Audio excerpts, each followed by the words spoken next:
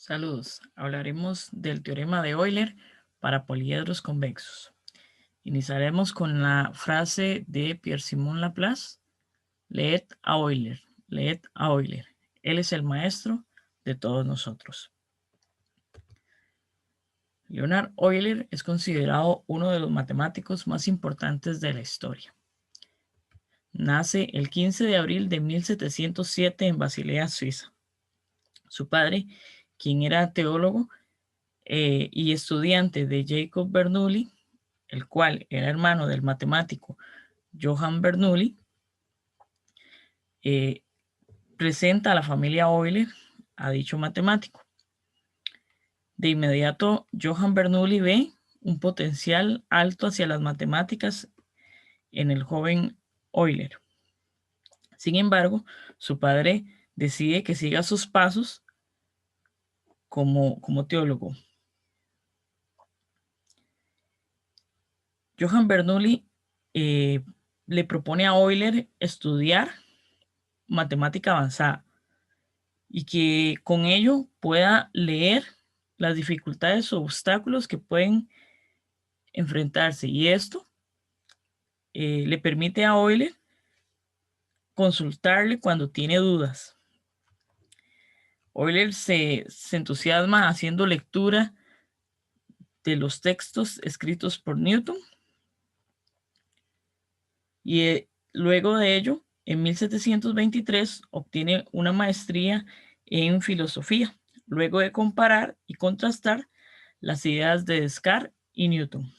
Sin embargo, su padre, como lo mencioné anteriormente, deseaba que siguiera sus pasos en teología, pero Bernoulli lo convence para que éste pueda estudiar matemática, y es así como en 1726 completa sus estudios en matemática en la Universidad de Basilea en Suiza. Para 1727, Euler se desplaza a la Academia de Ciencias de San Petersburgo en Rusia. Sin embargo, no va a realizar estudios en matemáticas, sino ejerce como médico. En San Petersburgo se encuentra el hijo de Johann Bernoulli, Daniel Bernoulli, que también estaba estudiando matemática, y este tenía la plaza de dicha institución en matemática. Es ahí donde Leonard Euler conoce a Christian Goldbach, con el cual desarrollaría durante toda su vida una amplia correspondencia de sus trabajos.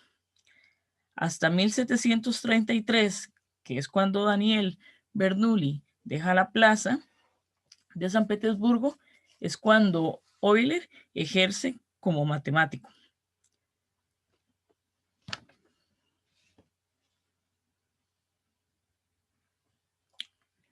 Ya para 1735, Euler tiene problemas de salud y empiezan con problemas por una severa fiebre. En un libro autobiográfico, Euler menciona que en 1738 empieza con problemas de visión. Para esa época, Euler estaba estudiando cartografía y dice que sus problemas de visión se deben al sobreesfuerzo que hacía leyendo mapas. Luego de esa época, Euler es operado por cataratas en los ojos, pero pierde la vista de su ojo derecho. Para 1741, Euler se dirige a la Academia Prusiana de las Ciencias en Berlín, Alemania. Dicha academia era liderada por Gottfried Leibniz. Este le propone trabajar en matemática, y durante la Academia de Berlín, Euler desarrolla parte de su investigación realizando numerosos artículos durante 25 años. Por cuestiones políticas y sociales, en 1766, Euler deja la Academia de Berlín y es sucedido por Joseph Louis Lagrange, quien fue recomendado por el matemático D'Alembert. Cuando Euler regresa a San Petersburgo en 1766, empieza a trabajar en trabajos como en la óptica, álgebra y el movimiento lunar. En San Petersburgo desarrolla gran cantidad de estudio en mecánica, óptica, teoría de números, combinatoria, cartografía, geometría, series infinitas, ecuaciones diferenciales, dinámica de fluidos, astronomía, cálculo de variaciones, entre otros. Pero quizás su aporte más importante es crear las bases de lo que hoy conocemos como topología. A Euler le debemos la notación f de x para una función, la cual la estableció en 1734. E para la base del logaritmo natural en 1727. La letra I para la raíz cuadrada de menos 1 en 1777. La simbología para pi, además la simbología de sigma para la sumatoria en 1755 y el diferencial para la notación de diferencias finitas. Para 1771, Euler queda completamente ciego. Entonces se dice que parte de su obra la realizó en dicha condición. Para poder realizar sus trabajos, su hijo Johann Euler es quien le ayuda como secretario escribiendo cada uno de los artículos, debido a que Euler tenía gran memoria. Entonces, junto con otros académicos de la Academia de San Petersburgo, le ayuda a terminar de hacer sus publicaciones. En su vida, Euler hizo más de 800 artículos y es uno de los matemáticos más prolíficos que ha existido en la historia. Asimismo, a Euler le debemos la ecuación más famosa de la historia, considerada por muchos matemáticos y muchos historiadores como la más bella de la matemática, la cual relaciona los 5 números quizás más importantes, que son E, I, Pi, 1 y 0.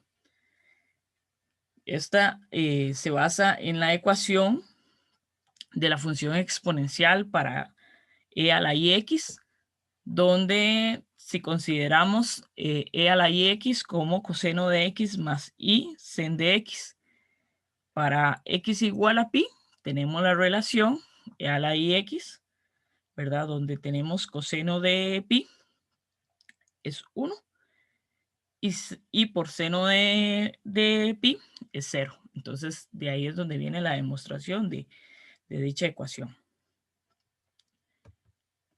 Ahora hablaremos un poco sobre la fórmula del poliedro convexo de Euler.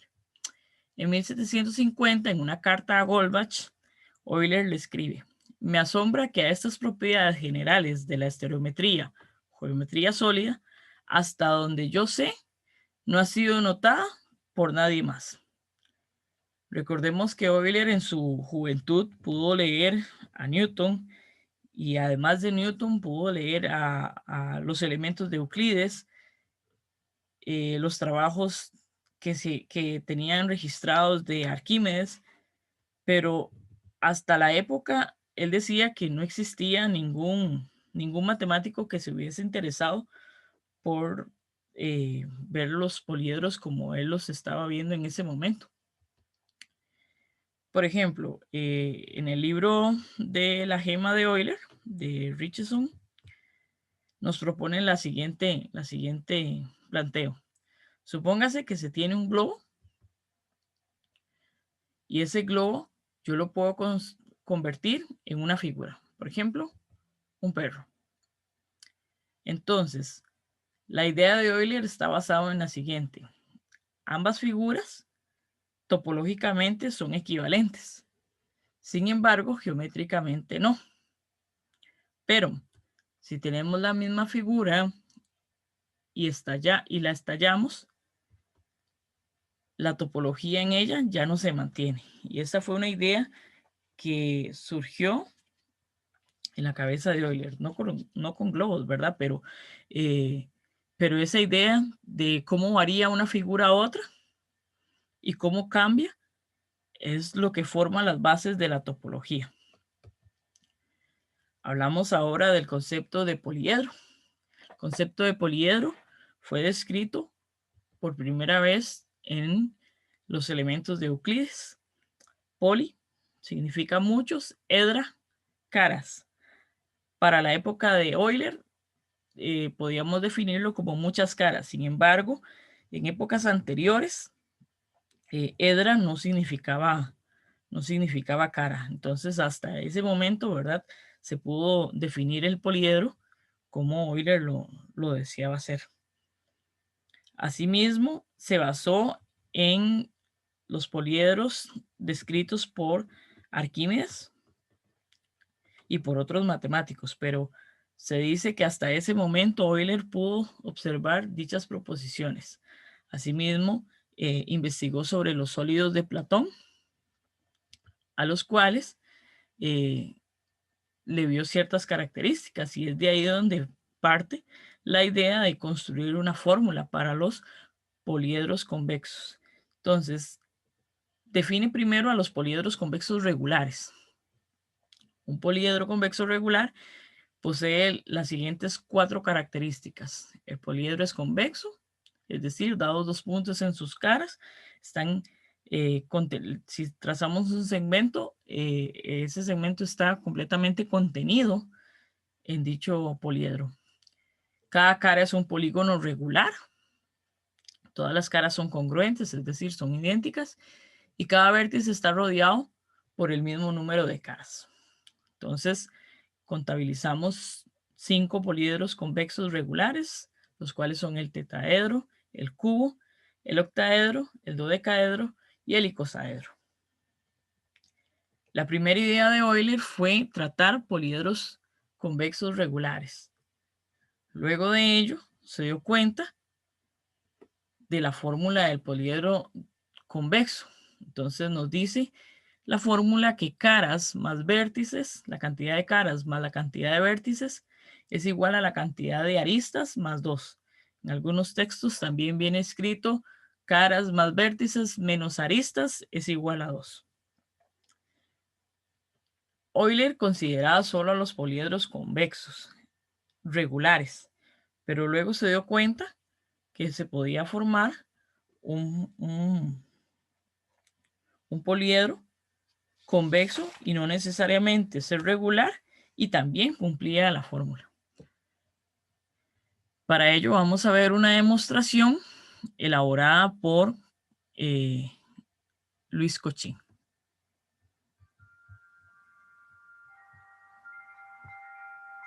Con el cubo, la demostración vale para cualquier poliedro convexo. Comencemos quitándole una cara al poliedro. Utilizando el hueco que hemos dejado, podemos estirar esta figura geométrica como si fuera de goma sobre el plano. O dicho de otro modo, utilizando que es un poliedro convexo, podemos encender una bombillita encima y proyectarlo sobre el plano, de modo que conserva el mismo número de vértices, aristas y caras. Vamos a razonar ahora sobre esta figura plana, haciendo ciertas manipulaciones y viendo cómo afectan al número vértices menos aristas más caras.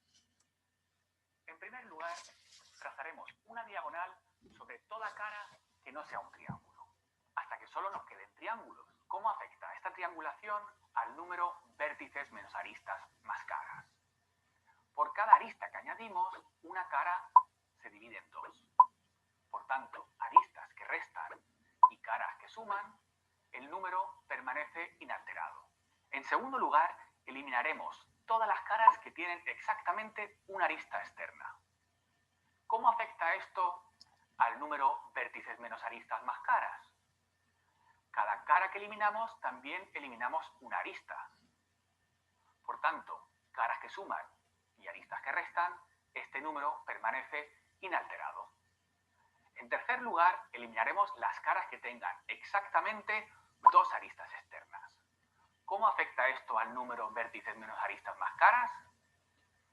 Estamos eliminando una cara y un vértice que suman y 2 aristas que restan. Por tanto, este número permanece inalterado. Finalmente hemos llegado a un triángulo que tiene 3 vértices, 3 aristas y una cara. Por tanto, 3 menos 3 más 1 es igual a 1. Pero recordad que al principio del proceso habíamos eliminado una cara. Por tanto, 1 más una cara es igual a 2. Justamente lo que nos dice la fórmula de Euler, que el número de vértices menos aristas más caras es igual a 2. Esta es una demostración hecha por Cauchy. Se dice que la fórmula de Euler ya era conocida por Descartes antes de Euler, y de hecho hay bastante discusión en ello. Entonces vamos a ver, digamos, cómo fue que Descartes trabajó la fórmula de Euler.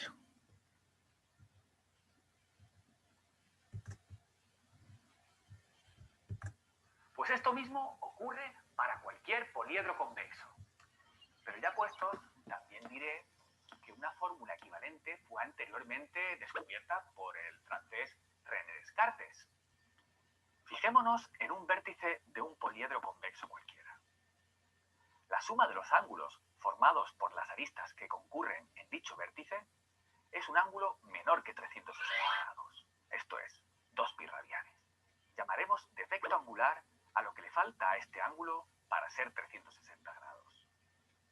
Pues bien, Descartes probó que la suma de los defectos angulares de los vértices de cualquier poliedro convexo es siempre 720 grados, esto es, 4 pi radianes. Una interesante discusión sobre la autoría de este resultado podemos encontrarla en la página de Gaussianos.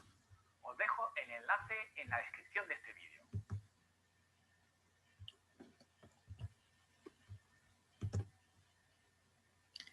Por ejemplo, si tenemos un prisma de base pentagonal, observemos que es un poliedro convexo. Dicho poliedro está representado por 7 caras, 10 vértices y 15 aristas. Entonces, según la fórmula de Euler, nos dice que caras más vértices, que en este caso sería 7 más 10, es equivalente a aristas más 2, que serían 15 más 2. Y por lo tanto cumplimos la igualdad para 17 a ambos lados. Con ello, terminamos lo que es la fórmula de Euler. Entre las referencias bibliográficas tenemos a Eric Temple Bell, ¿verdad? Hombres de la matemática, y además a O'Connor y Robertson con McTutor para la parte biográfica. Para la fórmula de Euler y para las demostraciones, el libro de Richardson, La gema de Euler, la fórmula del poliedro y el nacimiento de la topología, es un libro bastante amplio a nivel de historia, a nivel de construcción y a nivel de los matices que hizo Euler sobre el constructo de los poliedros. Entonces, es un libro bastante importante, ¿verdad? Así como Freitas realiza la demostración para cualquier poliedro. Es un libro que está en portugués, pero es fácil de comprender porque hace la demostración para cualquier poliedro y además prueba algunos teoremas importantes que permiten la construcción de la fórmula y luego da pie a construcciones geométricas en la teoría de grafos. Asimismo, el libro el artículo, perdón, de Goethel también hace una construcción similar de cómo la fórmula de Euler permite la base de la topología y da construcción también mediante la teoría de grafos. Y terminamos con una frase de Euler que dice: aunque no se nos permite adentrarnos en los misterios íntimos de la naturaleza y desde allí conocer las verdaderas causas de los fenómenos, Puede suceder, sin embargo, que una cierta hipótesis ficticia sea suficiente para explicar muchos fenómenos. Muchas gracias.